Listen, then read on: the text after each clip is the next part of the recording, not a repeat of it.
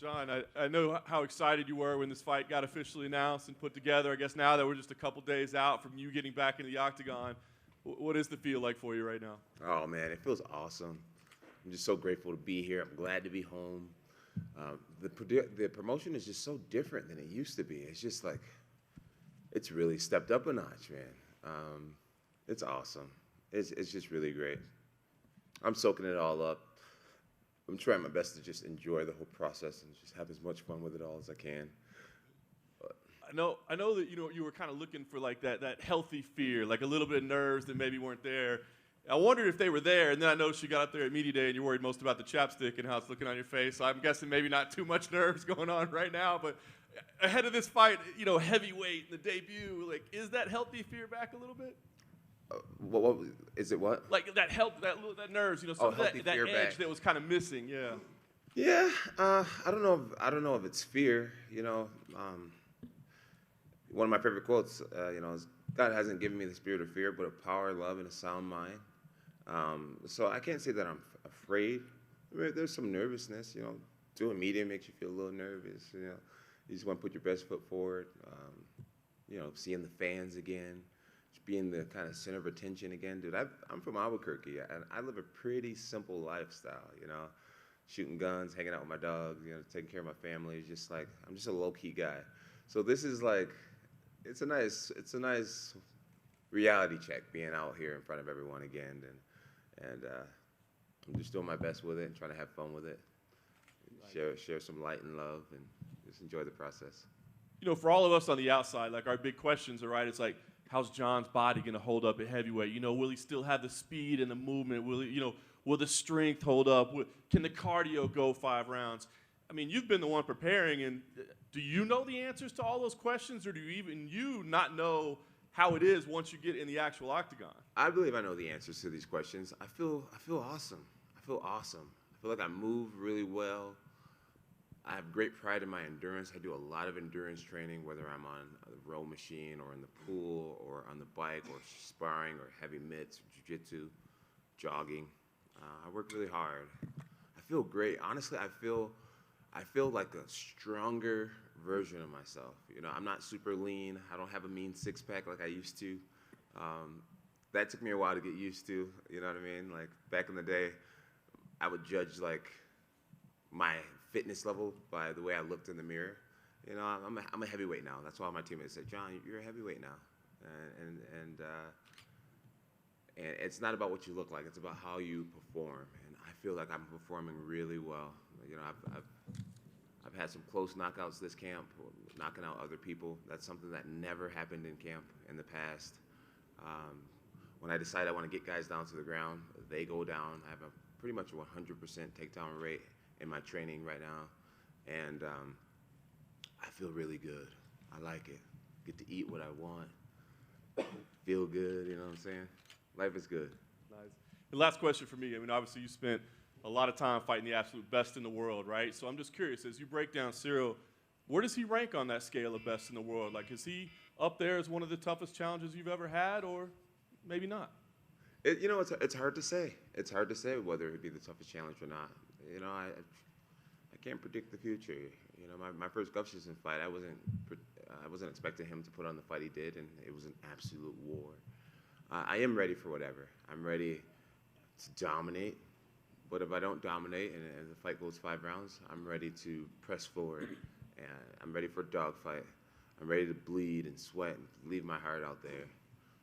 I'm ready for however it goes. I feel pretty prepared for victory. Jon, over here. You just mentioned about being prepared to bleed and stuff like that. I know you're a technician at this sport, but you're also someone who can go in there with bad intentions. You want to go in there and prove that you can beat this guy up.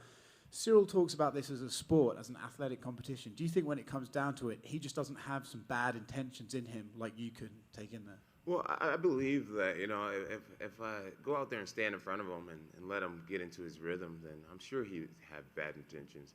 I won't be lulled to sleep by him of like, oh, I'm just happy to be here. It's just a sport. Life goes on if I win or lose. I feel like I fight from something a little bit different. There's a dog inside of me. It was interesting because during the countdown, his coach was like, For the Tai Tuivasa fight, we focused on bringing out Ciryl's dog, and I don't feel like that's something your coach should have to like teach you about being a dog. Either you have it or you don't. And I know that I'm a dog at the end of the day. I have a dog in me. I have a lion in me. I have a vicious warrior inside of me. It's who I am. And losing is not an option. This is not just a sporting event to me. This is my life. This is my image. This is my legacy. This is me. And my reasons why are really big, you know. My reasons why are really big, and I don't know if his energy matches mine when it comes to the seriousness of how I take this fight in this game. A lot of people are talking about wrestling versus striking and stuff like that, but in terms of big fight experience, you've done this, right? Yes, sir. He's had 1 or 2 big fights. The fight with Francis was a big fight, but do you think there's a chance that as he's walking to that cage on Saturday, the moment just starts to build and get to him, whereas it just won't for you? You know, I could see him staying composed in the moment. He fought Tai Tuivasa in front of his home country. I'm sure that was a massive moment for him. But I'm not Tai Tuivasa. I look nothing like him. I don't perform like him. I'm not Derek Lewis. I'm not Francis Ngannou. I'm a much, much different athlete. I'm by far the most versatile athlete he's ever faced. I'm the most experienced athlete he's ever faced. And whether he realizes it in the cage or walking to the cage or not, he will realize it maybe by round 2 or round 1. He'll realize it. He'll realize it. And last one from me. When you spoke to John Morgan, you said that you can guarantee the fans this fight and a Stipe fight. Is that possibly the last time we'll see you? If you beat Stipe, are you content with walking away? Or do you have an interest in fighting these younger up-and-comers once again, but this time at a different division? You know, really, I can't predict the future. You know, I speak very confidently. I have a lot of belief. I have a lot of faith, but I can't predict the future. Like I said, this fight could be an absolute war. Or it could be like, wow, he just blew through Gane. You know, I don't know how it's going to look. I think I'm going to base it on how I'm performing, you know, how I'm feeling. I'm just going to take it one fight at a time. And my goals for myself personally is to make this look easy and to fight at least 2 times this year, at least. And then we'll just take it from there. John, over here. We spoke with Anthony Smith earlier this week, and he said if you had fought Francis, he would probably predict you to go 50-45 over Francis, and he feels Ciryl is just the tougher, like, mixed martial arts fight. So given how much tape you do watch leading up to your fights, do you agree that Ciryl would just be a tougher all-around fight than Francis? I feel like Ciryl is the most incomplete fighter in the top 5 right now. He has really good striking, and he has really good footwork. But I've watched his fights, you know. He got tired in his last fight against Francis Ngannou. All that fancy footwork, you know, him supposedly being the fastest heavyweight that we've ever seen, all that went away. 1 or 2 takedowns, making him earn, getting back up to his feet, that tired him out big time. I'm a wrestler, and I wrestle people a lot, and it's a different type of endurance, you know. A lot of people don't like having someone on top of them and having to earn their way back up to his feet. I watched Francis Ngannou in that last fight. Francis, in the last rounds, could barely move his feet. He could barely lift his legs. He was walking so slowly. And Gane didn't destroy Francis.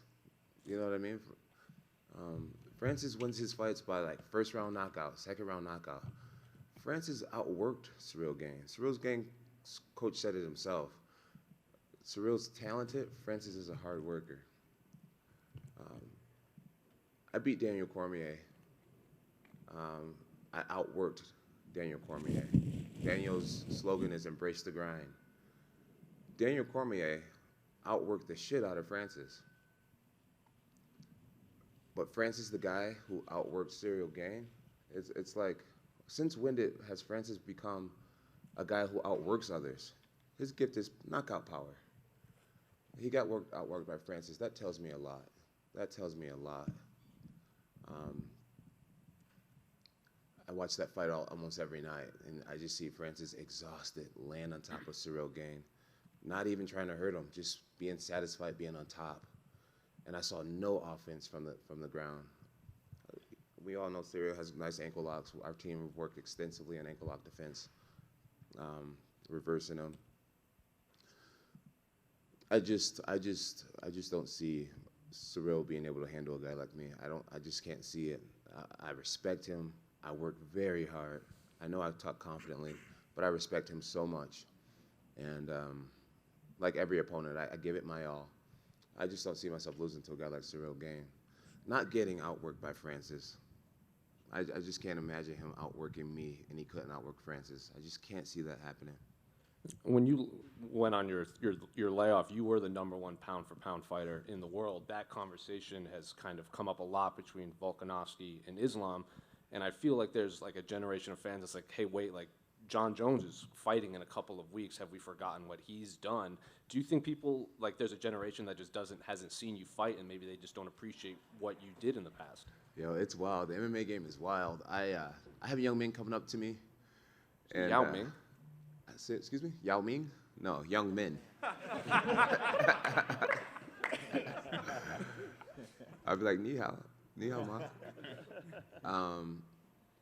Yeah, I have young men coming up to me and they're like, dude, I started watching you when I was 10 years old. You know, today I'm 22 years old. I'm like, I've been around for a long time, dude. I got all these gray hairs in my beard. It's wild. It's wild. I'm honored to still be here. It's great to still be here.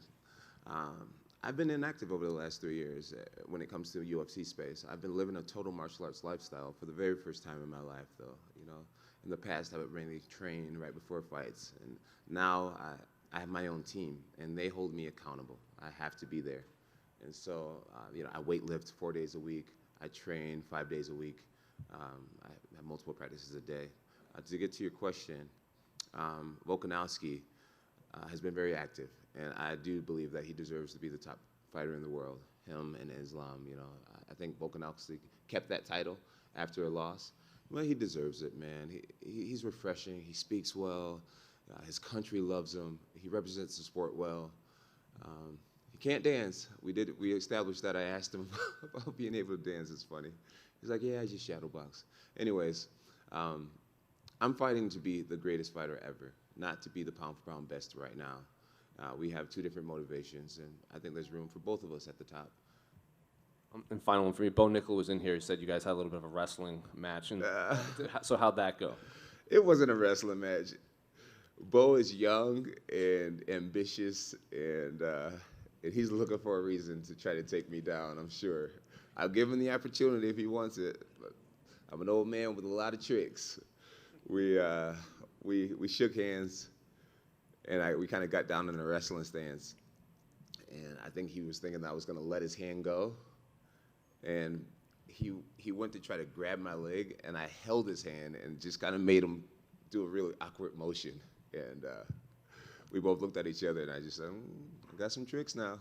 So you didn't walk up to him and say, I bet I could take you down? I did not. I learned my lesson with DC. I learned my lesson. But I'm super excited for Bo Nichols. Just American wrestler. He represents that grit, that hard work. And I could see him just going extremely far in this sport. Yeah, he has one of the greatest martial arts down already, which is, I believe, is wrestling.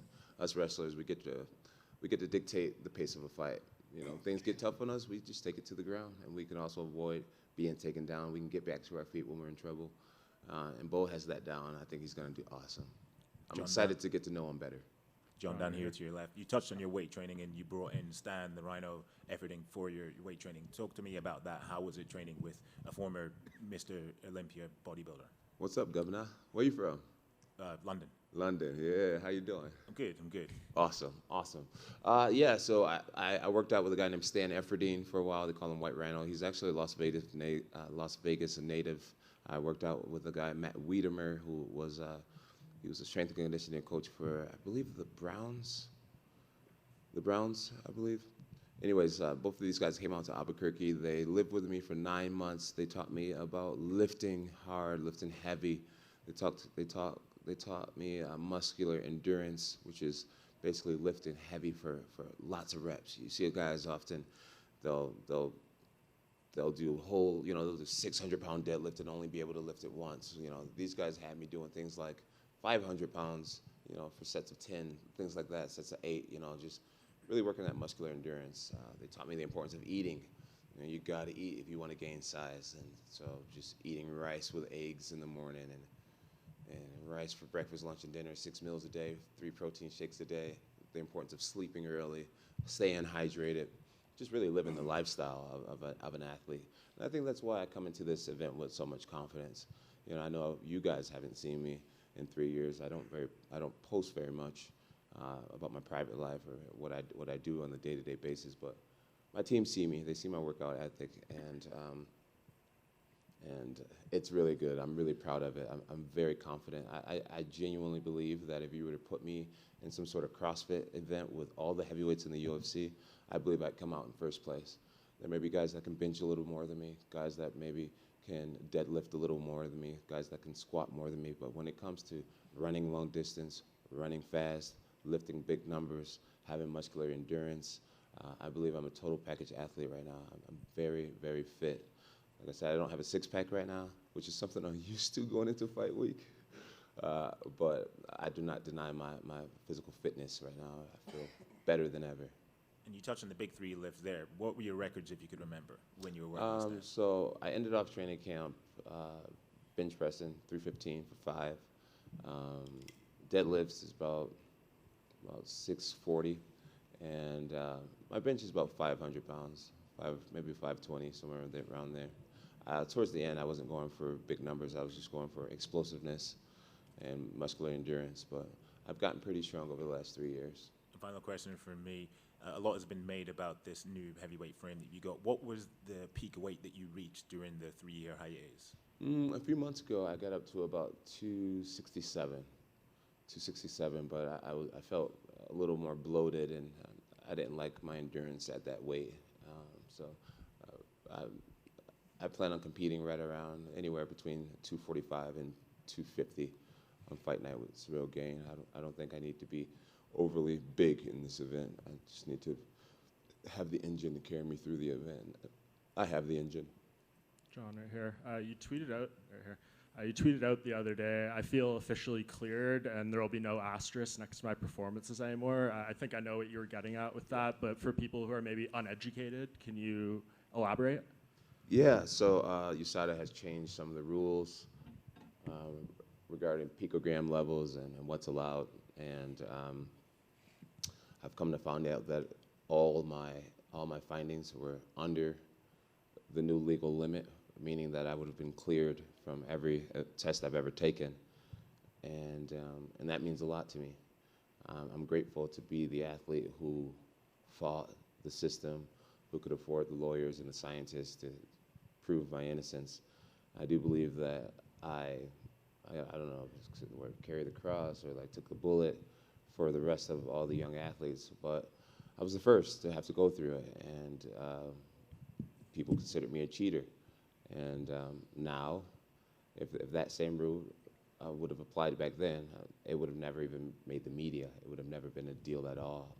My win over Daniel Cormier would not be a no contest. It would be a knockout, KO victory.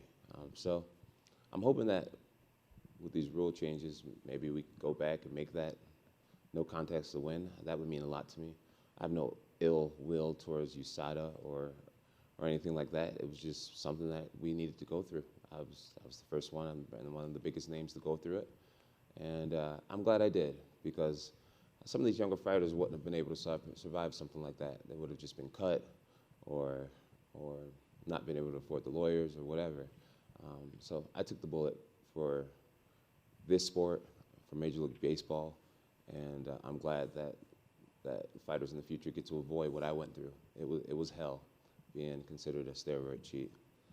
And I'm glad that people can see clearly now that I never was. And I feel set free. And John in the you back. mentioned, just one more. You mentioned that we don't get to see much of your personal life and stuff like that, but last time you were in Vegas, the Hall of Fame stuff, some of that did spill out into the public. We haven't heard you really address any of that stuff. Just want to give you the opportunity if there's anything you want to say about the next past question. few years. Fair enough. What were you saying, ma'am? Oh, in the back. you mentioned that you have a different motivation. And what is that for you now, and coming into this fight specifically? So my motivation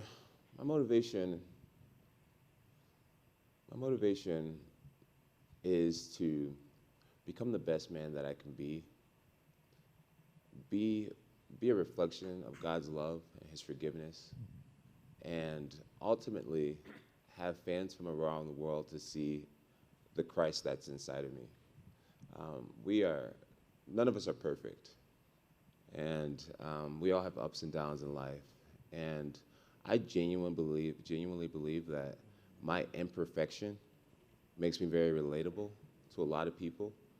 And one of my goals is for people to one day see, like, if a person like Jon could love Jesus Christ, and if a person like Jon could have a relationship with Jesus Christ, then maybe I can too. And I really believe that my platform one day are going to lead a lot of people to Jesus Christ. I'm excited to get things right eventually. You know, I'm 35 years old, and I'm at an age where you can't make many excuses for downfalls and stuff like that, but I am a young man. And I'm looking forward to the man that I'm going to be one day, when maybe in my 40s. You know, I'm not saying I won't make mistakes again in the future, but maybe the man that I'm in my 40s or 45, 50 years old, I'm going to be a man with a lot of experience. I'll be able to talk to young men and tell them, you know, things they don't want to do, roads they don't want to go down. And ultimately, I really do believe that a few souls will be saved because of my existence. And that is my motivation, to build a big platform and ultimately find ways to give glory to God. Just a final. Jon, What's up, man? there's a theory out there that your last 3 title fights, you were bored and that you were basically playing with your food. Now that time has passed and you're in a new division, was that true? Yeah, it was. It's not that I was bored and playing with my food. It was just that it was, you know, I wanted more. I wanted greater challenges. You know, these guys were relatively unknown, a lot of these guys, and I really wasn't happy with my pay either. That was a really big thing. And I was at a place where I was just like, how can I spike the interest of the fans? You know, no one knew Dominick Reyes for the most part. He was a killer, knocking out everyone, undefeated. No one respected him, you know, as good as he was. And we saw how good he was competing up until fighting me. No one respected him. And I was just stuck in this place of, like, you know, how can I get to a certain level as an athlete? Like, you know, you see these guys, Deontay Wilder, and you see all these athletes, you know, who are not absolute legends, you know, like these guys were right around my level, been competing right around the same time, but these guys got these Ferraris and private jets, and I'm just like, how can I get there? You know what I mean? And I just started to realize that I needed to bump up. That's what the fans wanted to see the whole time. It's like, maybe that's where my big money fights are going to be. And I just decided to make the leap. I feel like heavyweights, our division, is a lot of guys in their mid-30s, early 30s. And I just felt like the weight cuts were getting a little bit tougher. And I just felt I was at an age where I was just ready to eat more and lift more and be a big boy. And so, no time like the present. We're here now. And that the light heavyweight division has been kind of in disarray since you left that division. Did you kind of foresee that coming, like that title was going to change hands a lot? It's what happened before I became the champion. You know, Leon Machida had the belt, Rashad Evans had the belt, Rampage had the belt, Forrest had the belt. I mean, it just kept getting passed around. Then I came along and I was able to hold it down for a very long time. And then I leave the division and now it's getting passed around again. It just shows how competitive these guys are. And humbly, it shows how special my reign was to be able to hold that down for so long. And it's a very special thing. I don't take any of it for granted. Jon, just down here. Yep. It's been 3 years since you fought and also 3 years since Conor McGregor had a win. He's back this year. How do you see Conor coming back against Michael Chandler? There's only one Conor McGregor. I love Conor. I love what he represents, man. He's big. He's big. He has a gigantic brand. In some senses, just as big as our sport, you know. And it's going to be great. It's going to be great when he comes back. He's going to bring a whole new energy, even more fans. It's great for all of us. It's great for the sponsors. It's great for the UFC. I wish Conor all the best. I love the way he's living his life. I never thought in my time I'd see an MMA fighter with a Ferrari yacht, right? But he's done it. Lamborghini. Lamborghini yacht. See, you guys know. I'm so proud of him. It opens doors for all of us. It lets young fighters know that it's possible. You know, there's great business outside of the sport. There's life-changing opportunity outside of the sport, and I'm just so grateful for being that example for all of us. And just finally, I know you were commenting a lot of Alex Pereira's posts before he won the title. He's going to rematch Izzy again. 4th time they fought. How do you see that second fight going in MMA between them? I believe Pereira's going to win again. You know, there's some athletes that just have other athletes' number, and he works hard, and I'm rooting for him. I believe he's going to do it again. Thanks, Jon. Thank you, guys. Guys, thank you so much for your time. God bless you all. Make sure you're watching UFC 285 this Saturday night only on pay-per-view.